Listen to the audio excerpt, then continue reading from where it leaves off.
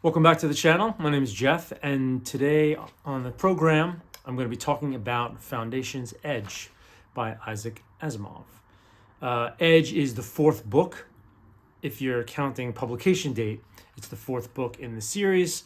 Back in 1951 to 53, Asimov published in magazines before they were in book form the books Foundation, Foundation and Empire, and Second Foundation. Then came later on the sequels, Foundation's Edge, of which this is the fourth book, and then Foundation and Earth, which came a few years later. And then he wrote two prequels, Prelude to Foundation and Forward to Foundation. Prelude I read and I thought was about the most boring book I had ever read. It really did nothing for the series. I've heard Forward is a bit better, but haven't read it yet. And in addition, in I think the 90s, the three Bs, Bear, Bryn, and Benford, wrote prequel novels as well, which I also have. I'm not sure if I'm going to get to them or not. But being the completist, I had to buy them. So let's talk about Foundation's Edge. So we start, this book starts 500 years after the very first Foundation book. I should say it starts 500 years after the Foundation was founded.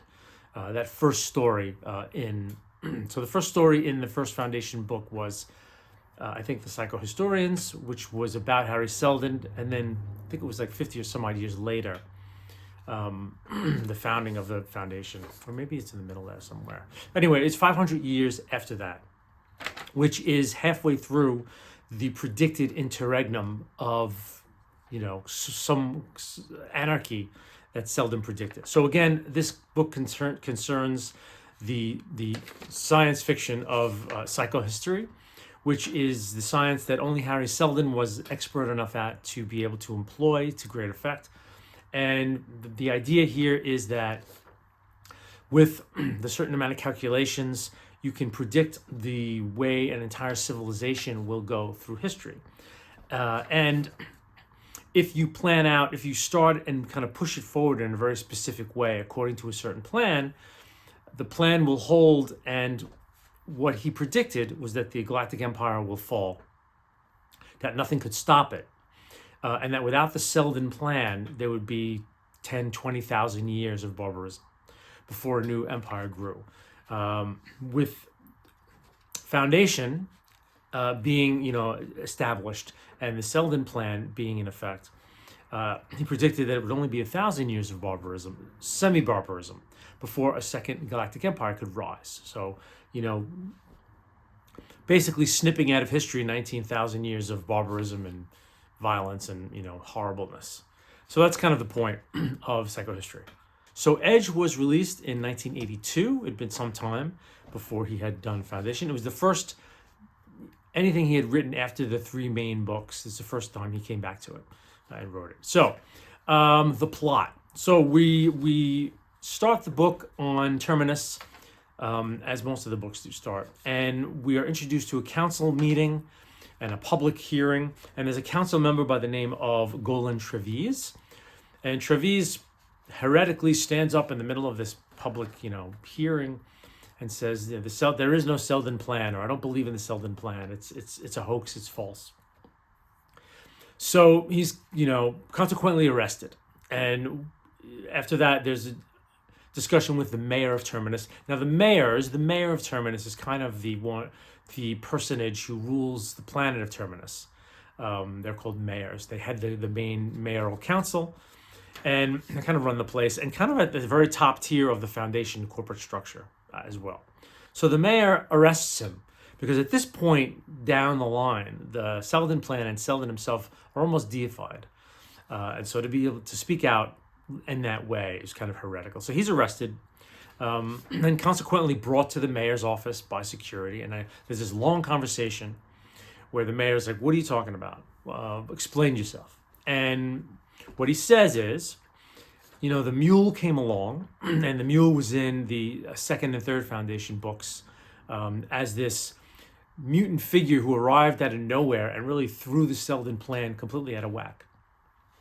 It was something that the first foundation wasn't prepared to deal with. So Selden had two foundations. The first foundation were folks who were illiterate about psychohistory. No psychologists existed. It was more a technologically powerful force to guide the periphery as the empire fell in the center. And then slowly the idea was that periphery would then, march forward and re-encompass the old empire and reestablish civilization. So Trevize says the Selden plan should not be working, and it's back on track because a wonderful thing that happens in these books is Harry Selden, in predicting psychohistory, has recorded speeches to be played back at specific times in history, 500 years, 700 years, 50 years, whenever he feels mathematically there's going to be something called the Selden crisis, which means it's going to be a crisis of the first foundation is on its heels, either being attacked or something else catastrophic is about to happen. And usually the recordings come after the crises have been solved, and he will affirm that whatever the choice should have been, and usually it's about the same thing. Once the mule came along, threw it completely off track. There was supposed to be this revolt of independent traders, and everyone gathers in this Selden room, and Selden appears and he says, "We understand, the revolt of the independent traders," and there's a big uproar, and everyone flips out. What is he talking about? This is all about the mule. So the plan's kind of, defunct at that point. The mule is a mutant with mental powers, really took over almost half of the galaxy, and just, ruled it pretty much. Was not in the plan. So what Trevize says is now the Selden recordings are back on track. When Selden appears, everything's fine, and the crises that have been averted are very much anticipated by him. Everything's going on track. And Trevize says this should be impossible because the mule's effect was so catastrophic. It should have thrown everything off, and there's no way a naturally occurring civilization such as they have would have gotten back on track naturally. So he theorizes that there is a second foundation, that it was mentioned once. It's still very mysterious, even though it was a large part of the action in the end of the second book and the third book. He theorizes that the second foundation is out there, and because they must be like the mule, they must have the same powers, and they must be slowly adjusting individuals mentally to bring the plan back on beam. And to his mind, that means that the plan itself really is bullshit. It's an illusion. It's really these mind-controlling second foundationers that are controlling the fate of the galaxy. And he says, we need to find them and destroy them because, we're being controlled, and, we should be able to own our own future now. We should have our own agency. So the mayor kind of gets at his logic. She's like, okay, that makes a lot of sense. However, if I send you out looking for the second foundation, no doubt they will find out and either kill you or waylay you or misdirect you. So I'm going to pair you up with this archaeologist by the name of Janov Pellerat, who studies ancient civilizations. And he's an expert on the mythology of Earth, right? So what she says is, you're going to go out ostensibly with him searching for Earth. And then while you're, that's kind of your main public, statement. And while you're there, you'll actually secretly be searching for the second foundation. Hopefully this will mask your mission, which is very clever. She also sends someone out to follow him in a ship to see where he goes, just in case anything happens untoward, and to keep tabs on him. So that's kind of the setup for part of the novel. Then we cut away, and we are present at another council of the second foundation. So there's this council meeting of the second foundation, and there's a lot of political infighting going on, which wouldn't be that interesting except for the fact that now you've got a council full of mind-controlling, powerful mules in a way. It's like a room full of mules, which makes the infighting going on fascinating. And Asimov is really wonderful. He's a good hand at this. So what's happening now, the second foundation also says, we haven't done anything. We're not controlling events, but the galaxy is back on the plan. How the hell is that happening? There must be another group of people like the mule, but with opposite designs, that they want the Selden plan to succeed, but it's not us, that's a big kind of like, whoa, okay. What is that about? So they send him out into the galaxy to investigate as well. And so that's basically the setup. It's a little bit of a spoiler with the the second foundation admitting that, it's not them, but it's pretty much in the early parts of the book, so it's not going to really take away your pleasure in reading it. So I won't spoil any more. It's an interesting read. It's good for like the first 2/3. I think the last third suffers a little bit, but it was a really good read. So I'm fascinated reading this book. It's fascinating in a lot of levels. Number one, Asimov's still writing in a very dated 50s style. The book is mostly conversations. There's very little world building. You kind of know the world building that there is more the political structure that exists. I mean, this could have been a fantasy novel and substitute planets for kingdoms. You wouldn't miss a beat, but there are things in the book as you're going through. It's not just a mission. Like, they're constantly talking. The whole novel is basically dialogue. And so as they're looking for Earth, they're theorizing about, well, how do we find Earth? And there are these really interesting theoretical discussions about, we should take a look at all of the Earth-like planets and see if we can derive something as a kind of an average or a mean, like of their daylight hours, of their atmosphere.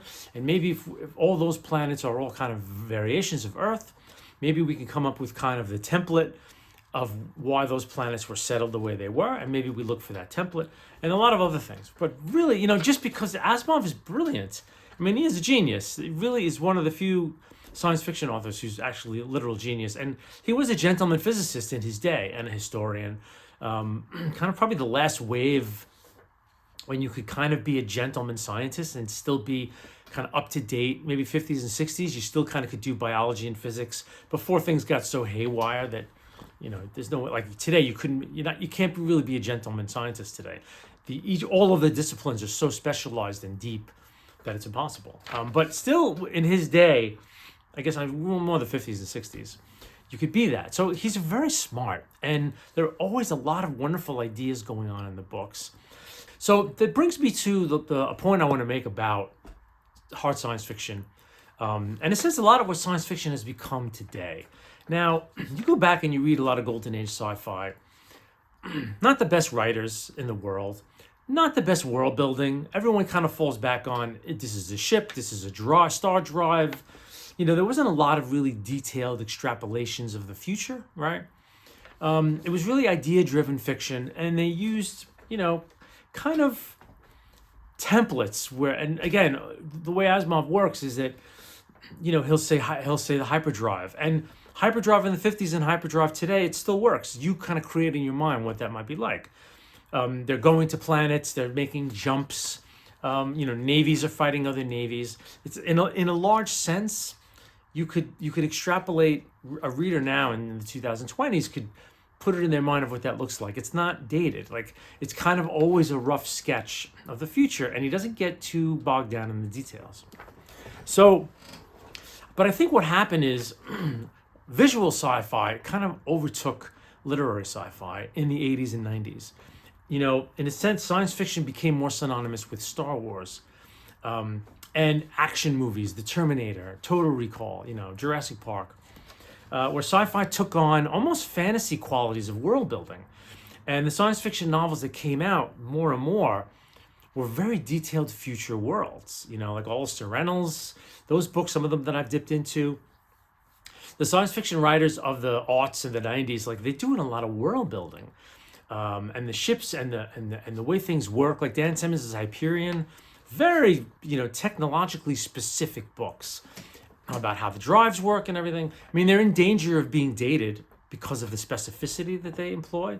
But I think what's happened, and I think why I've become less and less interested in science fiction as the decades have gone down, is because a lot of modern sci-fi that I try to read, it's very action adventure stuff. So rather than being idea generated fiction, it's fiction, it's science fiction, it's basically trumped up adventure fiction with gadgets and world building. and the ideas of the world, and social science fiction is still social science fiction, but there's not a lot of it. It becomes just kind of fantasy with different, with technology standing in for magic. And some of the writers who I think don't fall for this are Andy Weir. Adrian Tchaikovsky is still really, I feel like the ideas in his books are wonderful. And Cixin Liu, the three-body problem guy, where they're not so much world builders, but they're idea generators. And they're really, when you're reading these books, the ideas are the things that are really fascinating. And they're not super world buildy. I mean, Andy Weir is really trying to do it, he's trying to build science fiction based on modern day technology. So that's a little different. But if you read a lot, you kind of dip into the genre. A lot of other ones, it's like, a teenage soldier with cool guns and hibernating thing goes to this other planet, or it's really action adventure-y, and it's detective stuff, and the ideas I find are just not as robust as they used to be. And I think it's back in the day, science fiction was written by more science-minded writers, people who were kind of quasi-scientists. Like, scientists don't really write sci-fi nowadays. Young whiz kids who watch a lot of Star Wars and Star Trek and whatever, and Serenity on TV are writing the novels. And so they become very action adventure oriented, or more adventure oriented, I should say. Where it's it's like there's a bad guy and he's trying to take over something, and the hero's got to win, and look, it's this kind of a spaceship, and it's this kind of a world, and it's this kind of technology, and it's all very world buildery. But at the guts of it, it could be an old pulp serial, which is what Lucas did. I mean, in a weird way, he put the fantasy in science fiction. And I feel like I don't know that it's ever really recovered. I mean, in the 80s, there was still a lot of good sci-fi. But I feel like as the 90s went into the aughts, it became much more action adventure. So as I'm reading Asimov, the world building is very slight. It's an older style. The character work is just laughable, frankly.